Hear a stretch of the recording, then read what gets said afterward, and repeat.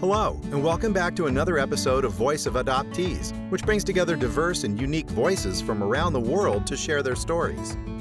If you liked today's episode, remember to give us a like, subscribe, and leave a review. Here's your host, David Shunk. Hello, everyone. Welcome back to another episode of Voice of Adoptees. Today, we are joined by Adrian, a Peru adoptee. He is going to be telling us his amazing story and journey. I think you're in for a real treat. Adrian, welcome to the show. Hi, thank you so much for the introduction. I really appreciate it, and thank you for having me on the podcast. And yes. Yeah, absolutely. Yeah, well, it's a pleasure to have you. So why don't you tell us a little bit about yourself, where you're from, where you're living?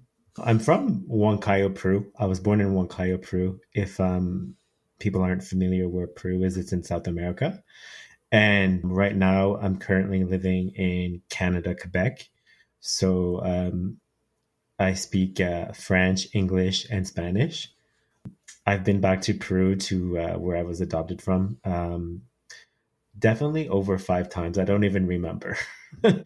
Wow. Yes. So I was adopted when I was weeks old because I'm not sure if the listeners are familiar with a bit of Peru's history, but in the 90s there was a lot of civil war going on with terrorist groups and things. So a lot of kids actually got adopted from Peru, and wow, that was one of the reasons why I got adopted, because just all that stuff was going on. But then also too, my birth mother was not well economically, so she needed to do something. So she's like, what do I do? So she gave me up for adoption. And I'm not 100% sure. I know if there was some type of agency involved, but I'm not 100% sure, because my adoptive parents, they actually met my mom and my biological mom and dad, and we I have pictures of all 4 of them together with my grandmother there. So that's pretty cool. So they met me there, and I was in the mountains because I'm from the mountains. And then we went to Lima, Peru, which is the capital of Peru. And I was underweight, so I couldn't travel to Canada for a while. I'm born in August 8th. So I stayed in Peru in 1991 until December 4th or 5th, something like that, pretty much until I was fat enough and good to go to Canada to fly. Yeah. Mm-hmm. So when you moved to Canada, I guess brought to Canada, how quickly did you have to get up to speed with the French language? And I know the Quebec province is very French Canadian. Yes. I grew up in New England and New Hampshire, Massachusetts area. I went to school in Vermont, so I've gone to Canada a million times. So I know how Quebec is. It's beautiful. Yeah. Growing up, going to school, now it's changed. I'm not really sure how it is. I think it has to be one of your parents. But thank God back in the day, they made it so if your grandparents, so if you had a grandparent that went to an English school, you were allowed to go to English school. But now I think it's just your parents or both of your parents, and you have to go to French school. There's a lot of tricky laws like that the Quebec government put in place. So at the beginning, I went to French school, but then I went to English school. My dad is French Canadian. Well, he's perfectly bilingual. My adoptive dad is perfectly bilingual, and my mom actually is from Oregon, from the States. So they met when she was dating somebody else, and then they met each other, and the rest is history. So your dad stole her. Yeah, pretty much. Yeah. So she is she's lived here for more than 30 years, but her French too is still a bit not great, but she tries. She definitely tries. So at home, when growing up, we spoke English. I have a French last name because my dad, but we speak English at home and when I was growing up all the time. And yeah. Wow, that's amazing. So when was the first time that you can remember fully understanding that you were adopted? You'll find this is interesting. So when I was brought from Peru to Canada, my dad was already here, my grandmother was here, and my sister was here. I have an adoptive sister from China. So we like all met back up in Quebec. And so it's like we're kind of like an international family, you know. Like my mom's from the States, my sister's from China, I'm from Peru. My dad's actually the only real Canadian.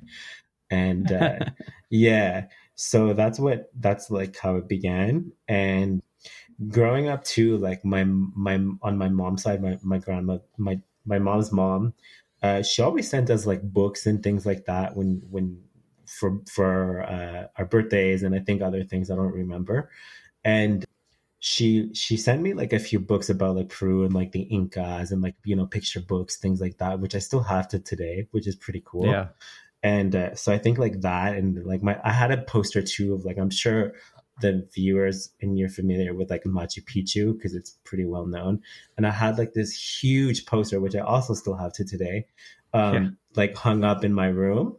And my parents would always be like, "You're from here, like this is where you're from." So they kind of like, in a way, integrated it into me, but at the same time too, you know, like, hey, like I don't look like them, I'm like dark skinned. And yeah, and I mean definitely too, like where I grew up was not in the city of Montreal. I live an hour from the city, so it's pretty like in the country, I guess you would say. So I was the only one who's, you know, Peruvian. But and I guess this is an interesting fact too, is that my parents back in the day, they owned a general store, so everybody knew my parents and kind of like knew like I was from Peru and that they adopted people. So I guess like I never really had to think a lot about, oh, like I'm not from these parents, or I don't know how you say it, but like they're, you know, because I just, it's kind of like, oh, like, oh, you're from Peru, like, oh, hey, like cool and stuff like that. So it kind of was installed into me. Yeah. Well, when the whole town knows who you are already, then the secret's kind of, you know, out, not Yeah, kept. exactly. And especially a small town for sure. So that's Yeah. how that happened. And Hmm. when like but you know, like it was just always there, you know, but I never was really that interested into going back or anything like that until around when I was 14 or 15 in high school. And, you know, with my buddies and things like that, and started listening to more hip hop music, things like that. And there was this artist, maybe you're familiar with him, and his name is Immortal Technique. And he's hip hop anyways, and like political, and he's actually Peruvian. So I kind of like link those two things up, like he's super cool, he's from Peru, like he's from where I'm from. And like, you know, when you're a teenager, you're like, oh, that's so cool. Yeah. And He's cool. So I'm cool. yeah, exactly. So I started listening to him a lot and things like that. And then I guess somehow in my brain, just some click went off of like, okay, I want to go back to Peru to like know where I'm from and everything. And that year, that Christmas of 2007, my mom and my sister were going to Oregon to visit my mom's side of the family. And they're like, oh, like, what do you want to do? Do you want to come and stuff? And I was just like, no, like, I would like to go to Peru. And I went with my dad to Hmm. Peru for 2 weeks.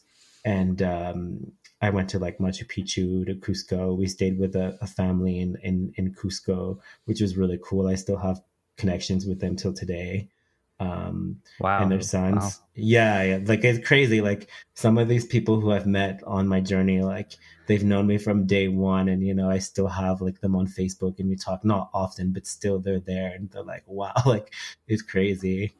So that was my first introduction to Peru. I mean, I was 15, 14, didn't speak any Spanish really at all.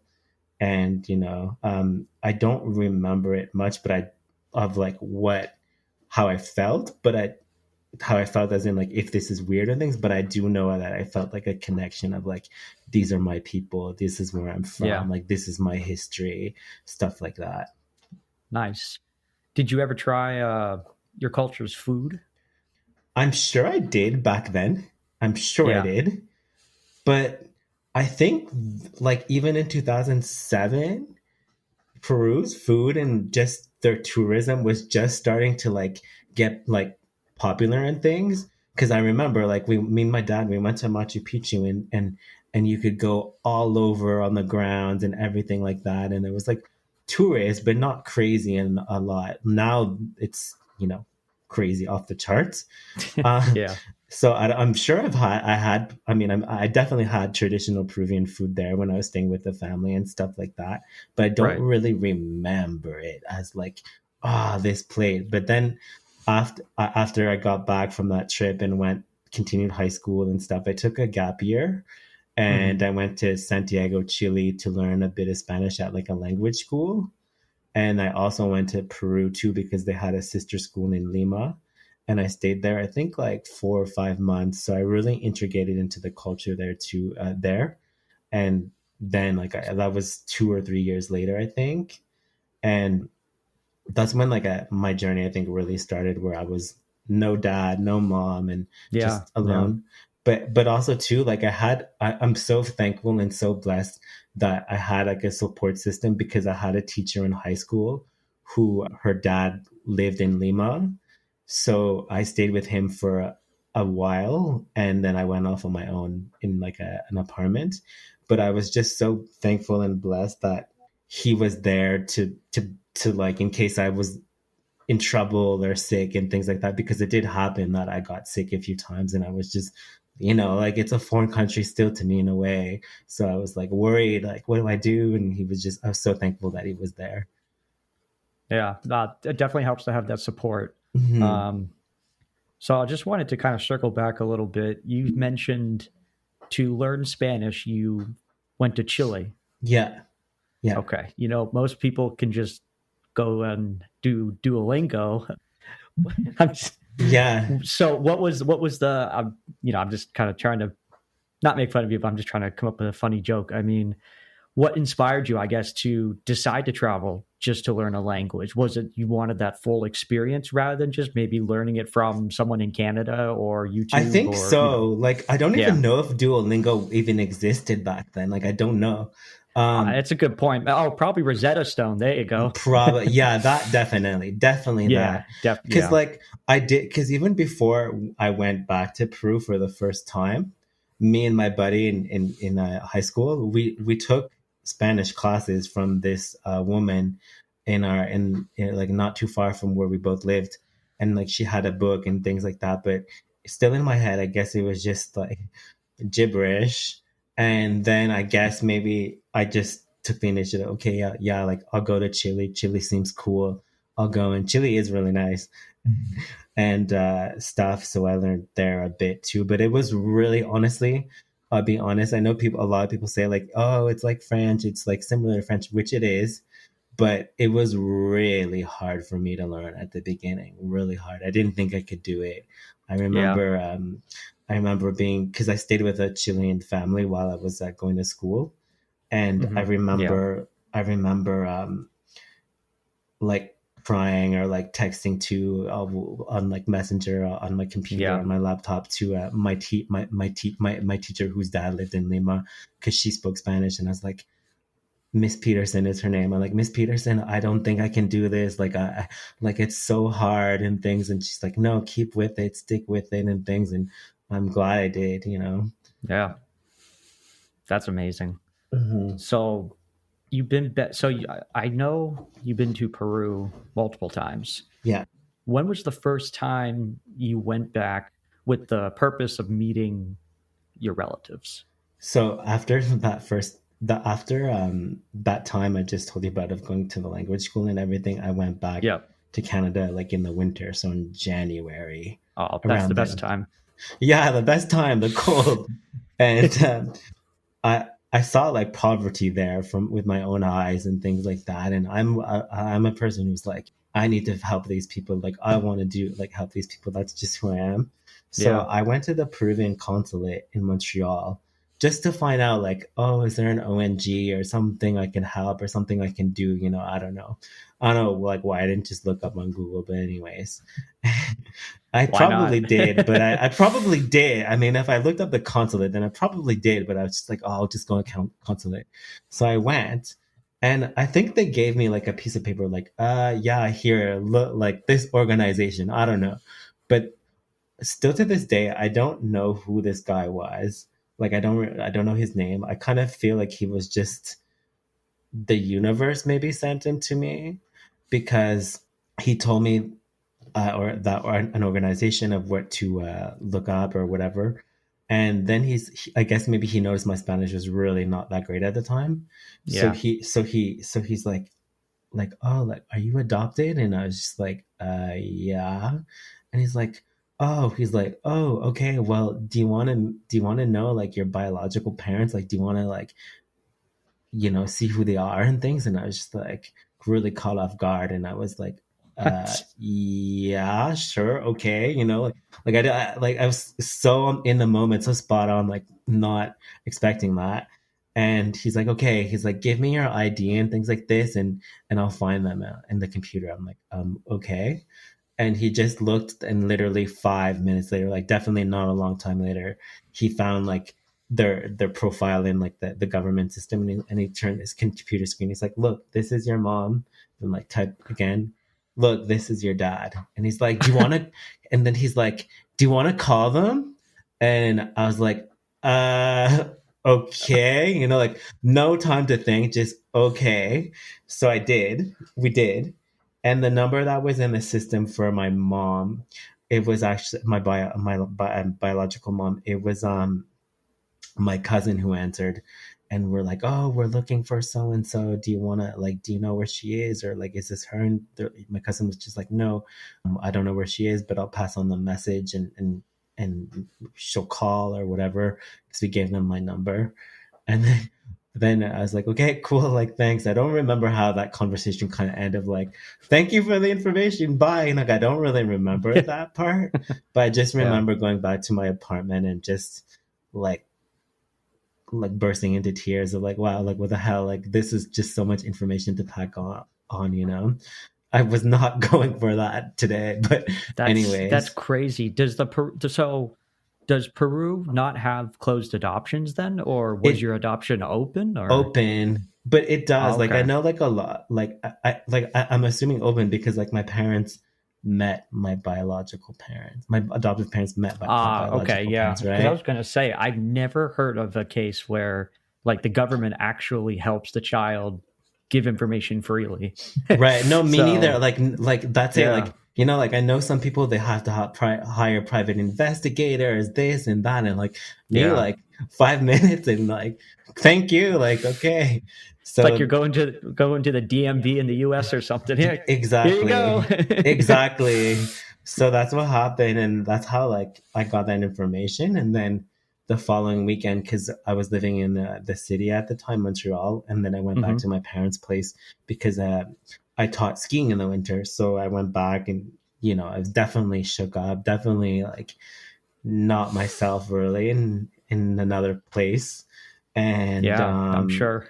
I skied, I did my things, but then like before going back to the city, my parents are just like, they know me so well, I guess. So they were just like, what's going on with you? Like, what the hell's going on? And then they sat me down actually, and they're like, what's going on? Like, are you like, are you taking drugs? Like, are you like drinking alcohol too much? Like, like all the crazy questions, Yep. Yep. And Exactly. I Yep. was just like, no. And like, then like my dad like said like, oh, is it something about like your adoption? And like, I was so, I guess, so at the time too, like I'm not expressive, and just like I'm a sensitive person, but still I Yeah. just couldn't get those words out.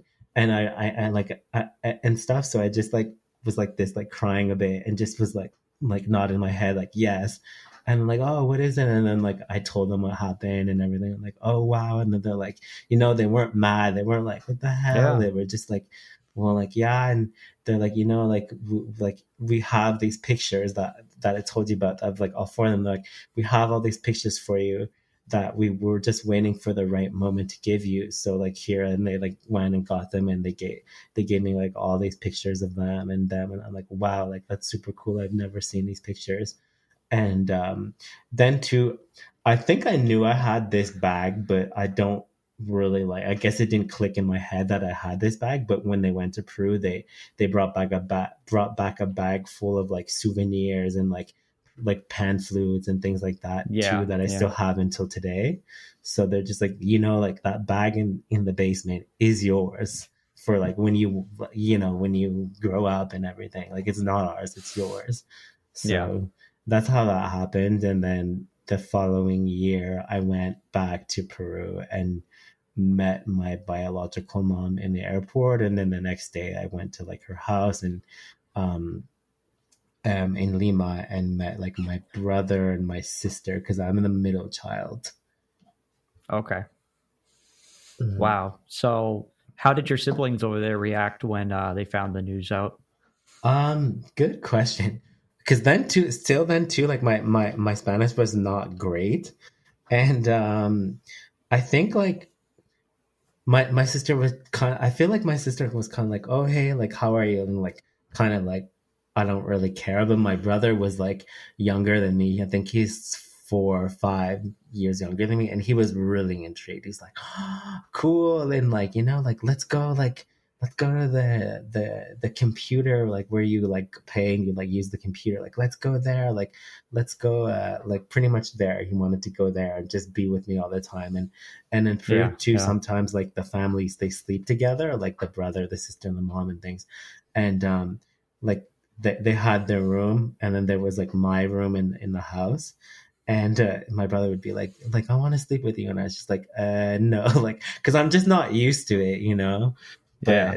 But that's so he was really intrigued with me and like just really smiling and things like that and stuff. So I am thankful that I had time to connect with him in that moment and in that time frame.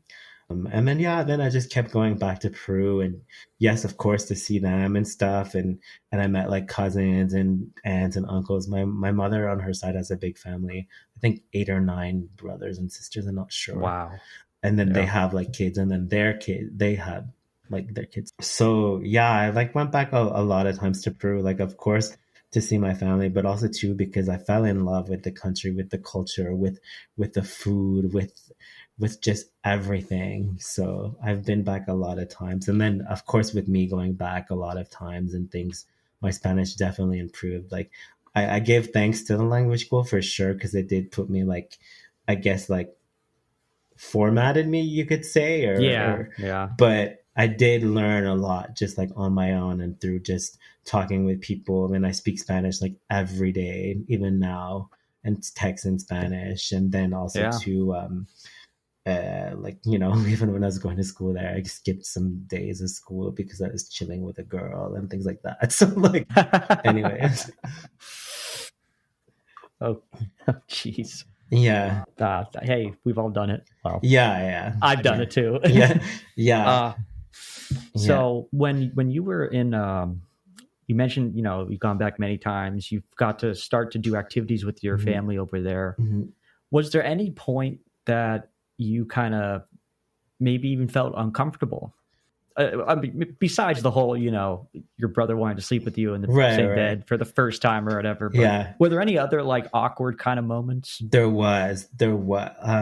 I feel like sometimes maybe like with just my family in general, because until now their economical situation is not the best. So like we wouldn't do too much. Like we'd watch TV a lot of the time because it's all like I guess they were used to doing. And Mhm. like it was kind of hard too, because sometimes too I'd be like, hey, like let's go to the park and like let's go out to eat, and I'll like like don't worry about it, like I'll pay, like it's on me, don't worry. But like they didn't want to. They'd be like, no, like no, it's okay, no, don't worry. And maybe they were trying to be polite, but at the same time too I was like, hey, like I'm trying to just connect and trying to just like make like connect pretty much. So then I guess that a bit, but then also to the first time like I met them and everything back in 2010. I went to my uncles and aunts, and they're a bit more like well off than my biological mother is, Yeah. and because they have a bakery, if I'm not mistaken, a panaderia. And Nice. yeah, it was really nice. And I remember it was like a lot of my uncles like all around and aunts and things. And I don't even think my biological mom even came. I think I went with an aunt. I went with her sister, and I don't really remember what they were arguing about, but they just started to like full on argue about something, and I was just like there, like okay. And I think too that they were arguing about was not me, but just how like because I found out later that like my mom kept a secret that she put me for adoption to them. Yep. So I think Yep. like That's that got out, and they're just like, what the hell? Like, how could like you keep this a secret from us? Like, you know, like, and because they're all like super happy to meet me and super like welcoming and things, and then they're just like, what the hell? Like, what? I don't know. So it was just, I think that's what they were arguing about, and I'm sure other things too, but I don't remember. yeah. No, I mean, that's usually the case a lot of times is when the adoption started or when the biological mother had to give the child up. Usually it was kept hush hush in a lot of families out Yeah, of just embarrassment, really.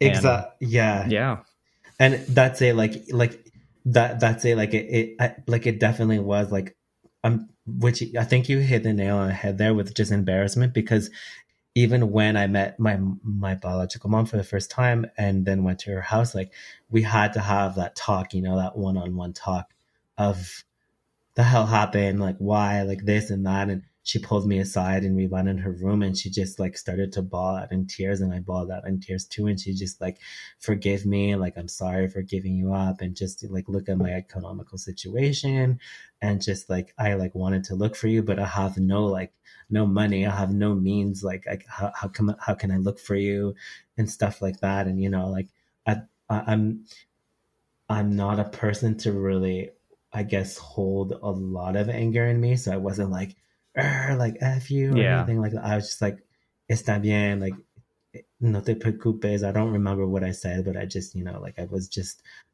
kind with my words.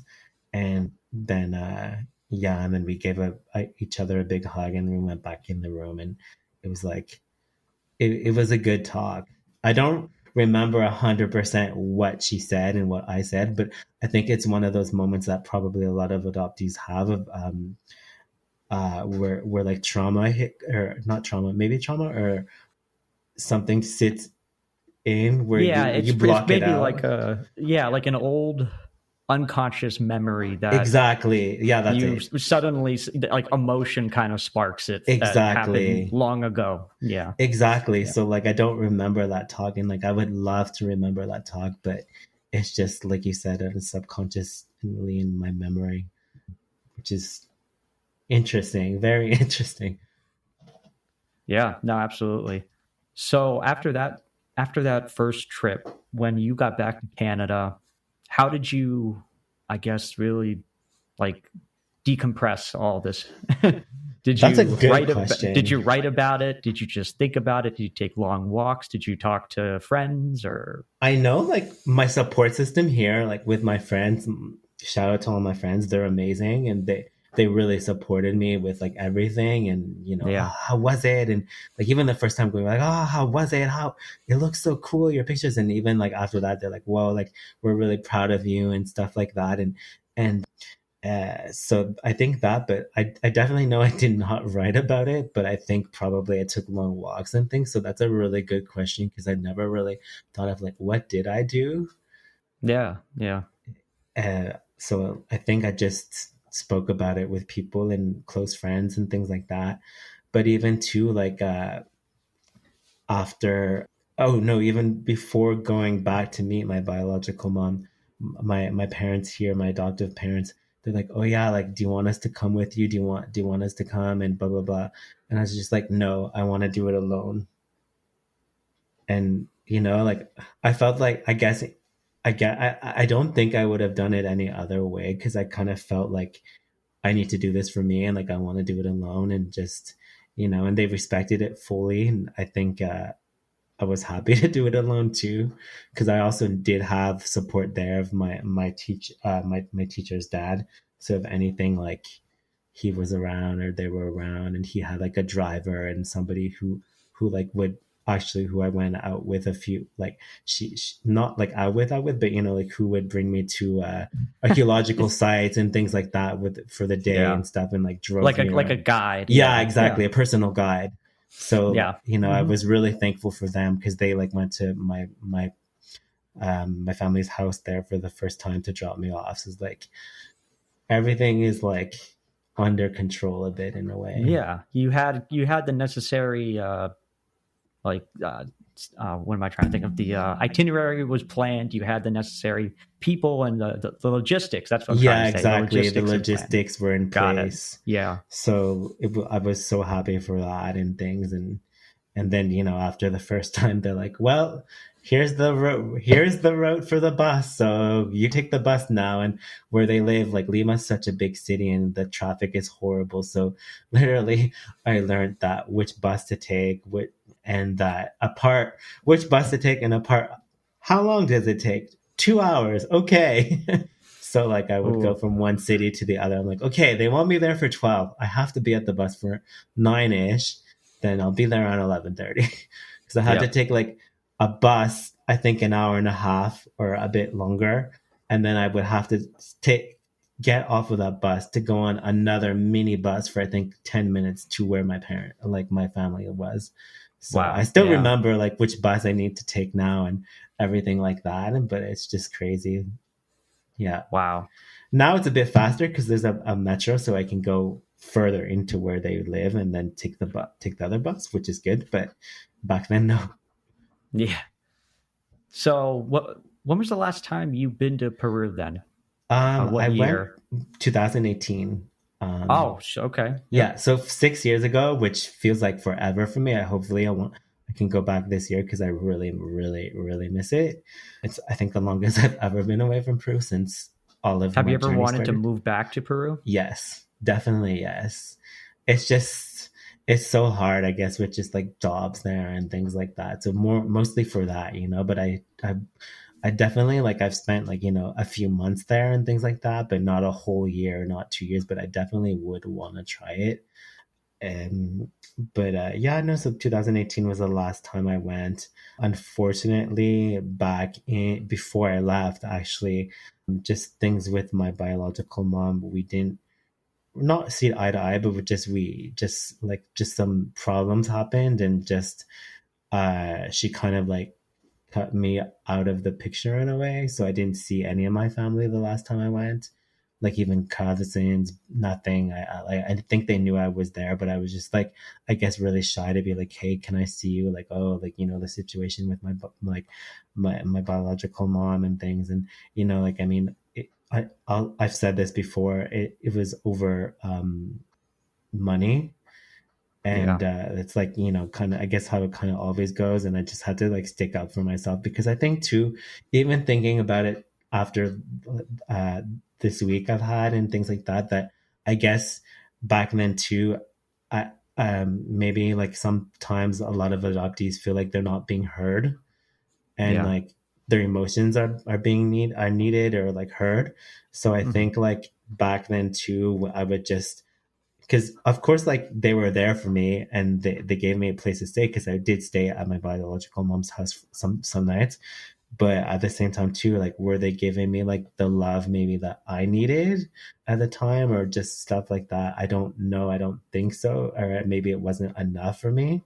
So I was just like, I had to, and I have some people from the school there who, like the director and things, who I got really close with, and he actually helped me a lot at the beginning when for translating and things like that. And I told him like, oh, like, yeah, I don't really know, like I don't really know what to say and this and that. He's like, well, just speak your truth and just tell her how you feel, because you've told me like this is how you feel like a few times now, and I think it's time that you just let them know, and and see where it goes. And I just said what I needed to say, like, oh, I don't feel like this is the right moment to be helping you out and things like this, because I won't lie or anything. Like I had helped them out in the past, but not with like millions of dollars or anything. But like when I would leave, I would just be like, oh, I have $50 in my pocket. I don't need it. Like, here you go. Like, take it and things like that, So, and they never were used to it. It was never on a daily basis, monthly basis, just all like, I feel like it, like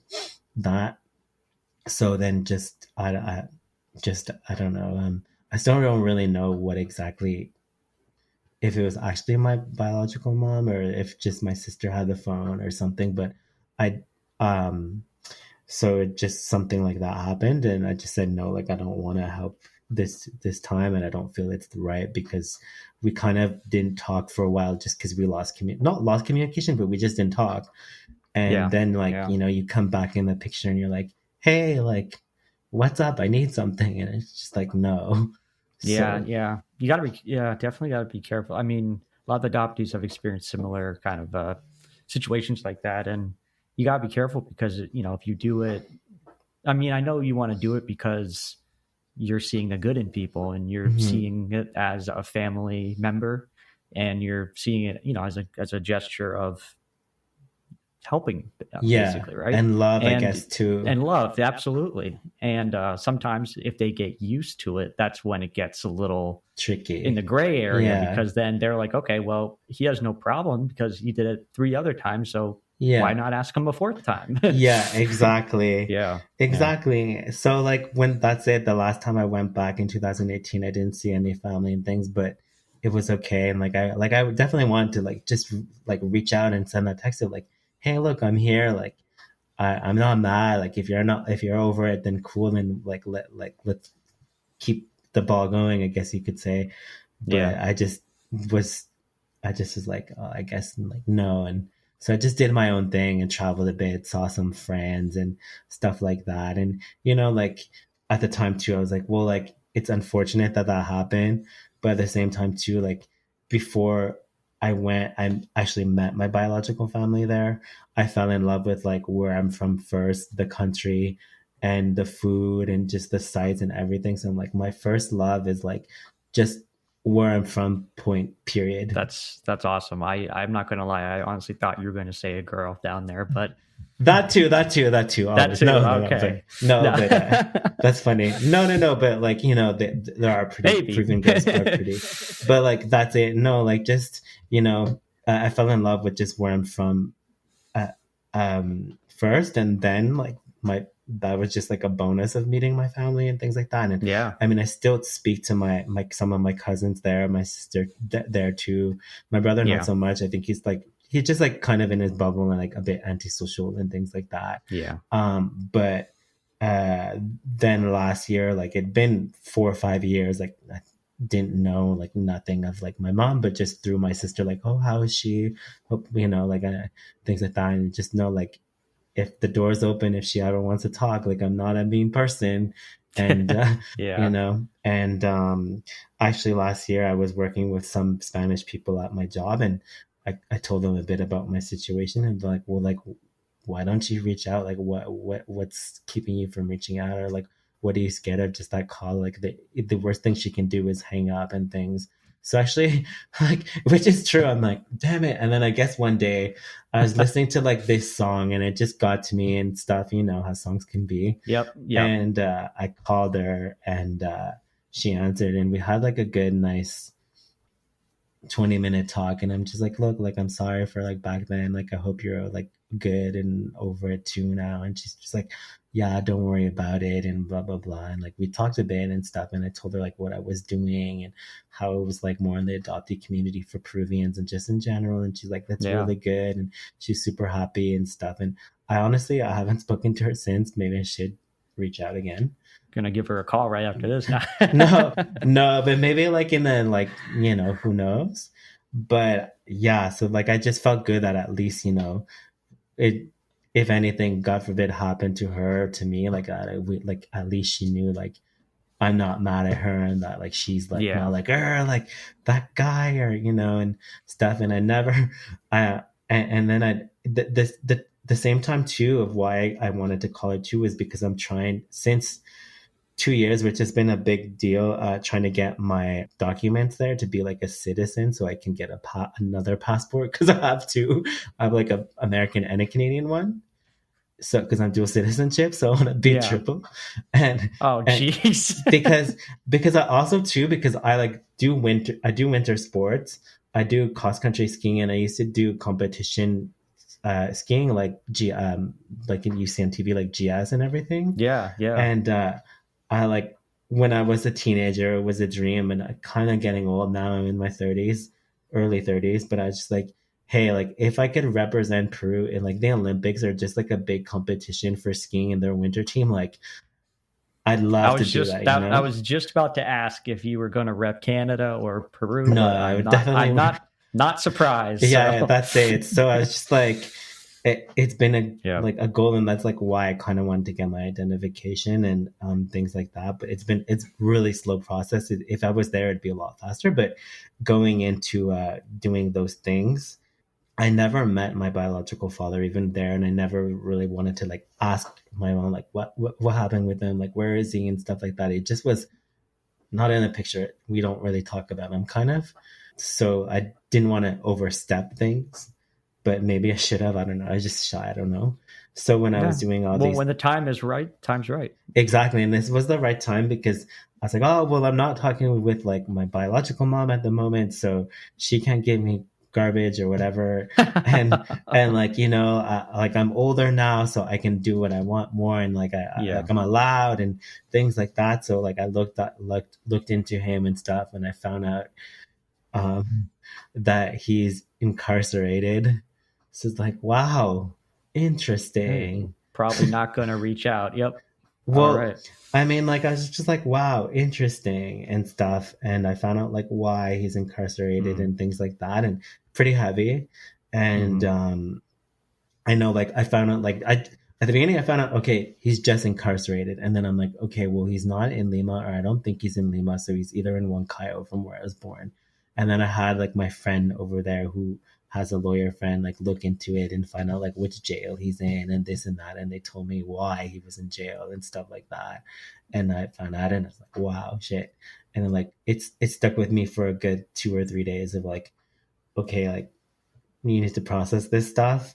And Yeah. then like of course I know I'm my own person, but it just still I'm just like, wow, like how can my like own flesh and blood like do stuff like that? Yeah. And but then after I'm like, no, like no, that's not you. You're your own person. You know your heart. You have a good heart. You do good in this world. And like, I mean, not to say that he doesn't, but just yourself enough that like you're your own person. And then Yeah.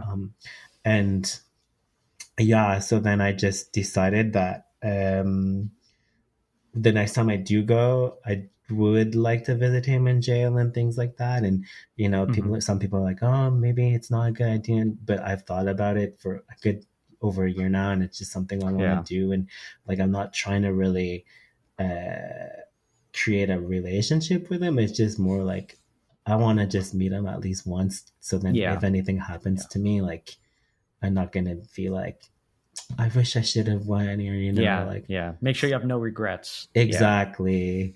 So that's that. And then I started a program last year, which is on pause right now, but it is, and it will always be for Latin American adoptees in whatever country, Colombia, Ecuador, Chile, to help them get to know their roots a bit of the language. Because around that time too, when I was first getting into like the Peruvian adoptee world and stuff, and like just the adoptees of South America world, because we have two groups, two Zooms a month of like South American adoptees and then Peruvian adoptees. So there's two groups.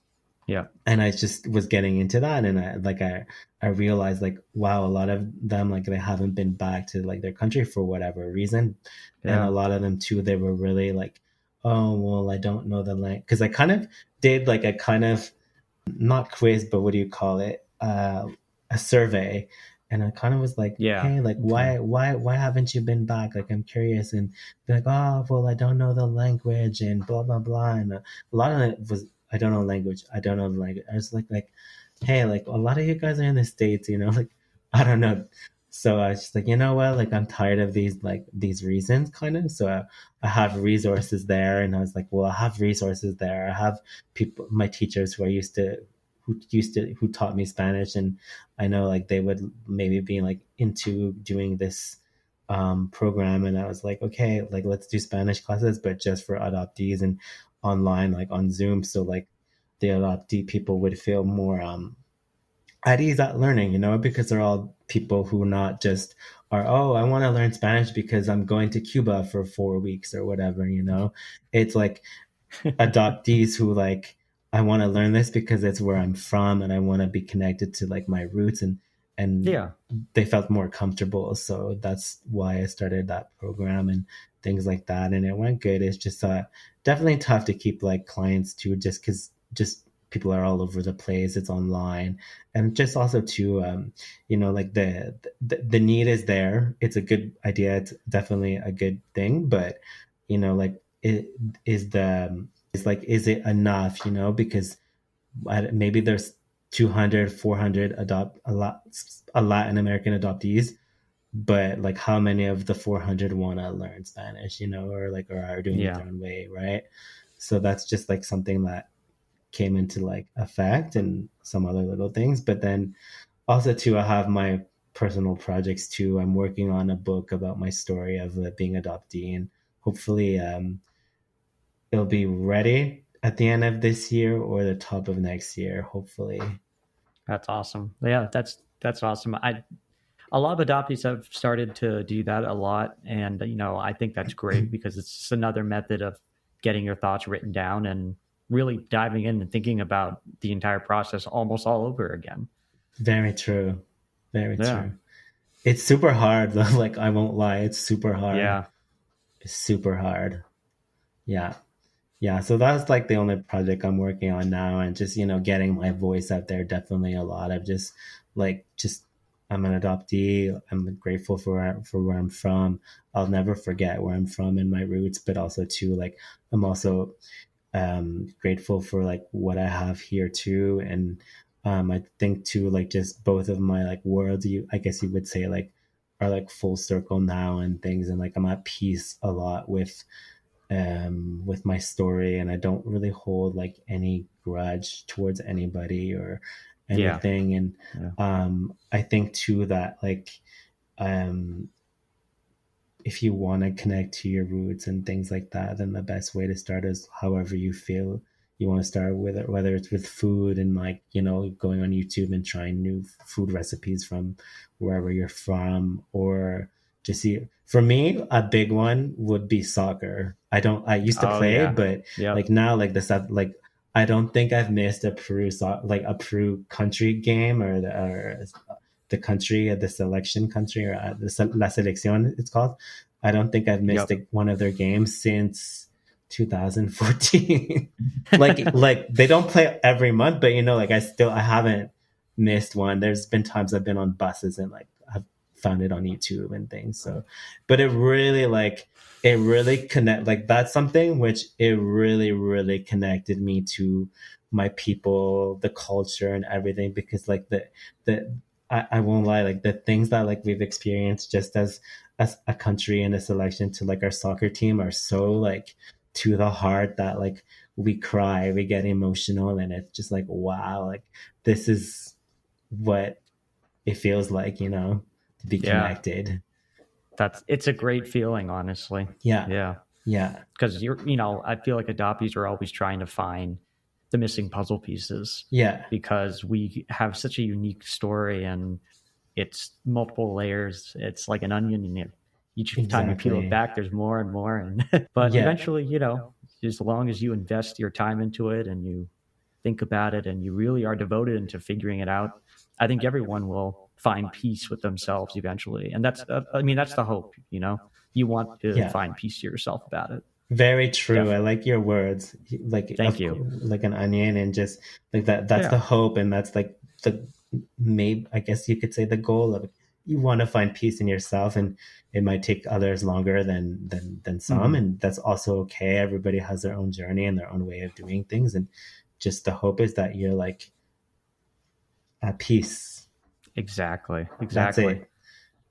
So my final question for you today is, what advice would you give to another adoptee who maybe is starting their journey, has already started their journey, or maybe struggling with something about their adoption, what piece of advice would you pass on?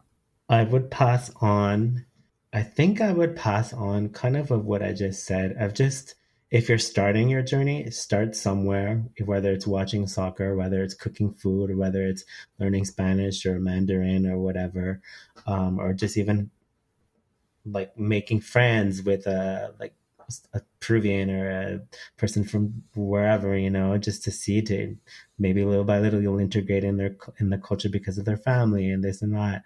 And I think too, with if somebody who was struggling with their adoption and things, I mean, talk to other adoptees, get into like adoptee groups on Facebook, online, who meet up and things like that, because there's so much good resources out there these days for like books, and then just also groups and podcasts like yours. And it really helps, because I in a way, like I can't imagine like people who were adopted maybe in like the 80s or something, and how like, I guess maybe little information they had or just not connection. And now here we're like connected so easily and things, and we could share things. And I mean, so I think that, and if they need like a lot more help, well, then like I personally do know a few adoptee therapists that like work with just adoptees. But that too, I mean, I'm in therapy too. I've been in therapy for 2 years now, and actually online via Zoom with my therapist is actually in Peru.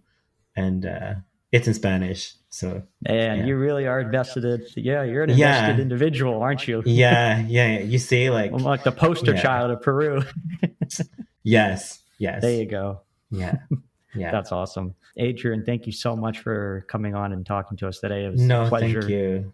Thank you for pleasure getting me. to know you and your story. It's incredible. Please do come back and update us on your future journeys and your book. And whenever you want to talk, you can come back on and chat with me or Kat. She also does interviews with people. She'd probably love to interview you as well. But it was a real pleasure. So thank you so much. And, just keep on being you, and you're doing an awesome job. So thank you so much. Thank you for the words. I really appreciate it. No, absolutely. Adrian was from Peru. For those who want to listen to his episode, you can go to any of the streaming platforms online, as well as our website, voiceofadoptees.com. If you are adopted or know someone who is, tell them to come check us out. We'd love to hear from them too, just like Adrian. And on behalf of everyone, have an awesome day, and we will see you next episode. Voice of Adoptees. Who am I? Thanks for listening to Voice of Adoptees. Please take a moment to like, subscribe, and leave a review. See you next time.